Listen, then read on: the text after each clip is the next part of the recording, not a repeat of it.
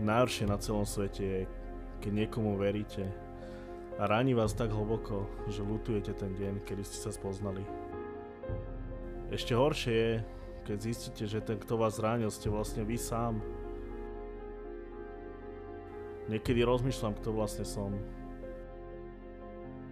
Miestami mám pocit, že vo mne žije milión ľudí súčasne a celý svoj život je akási súhra ich reakcií, ktorú len parafrázujem. Som toto skutočne ja? Neviem. Čo keď som len uväznený vo svojich myšlienkach, alebo moje myšlienky sú uväznené vo mne? Najväčšia výhra človeka v živote je, keď zistí, kto v skutočnosti je.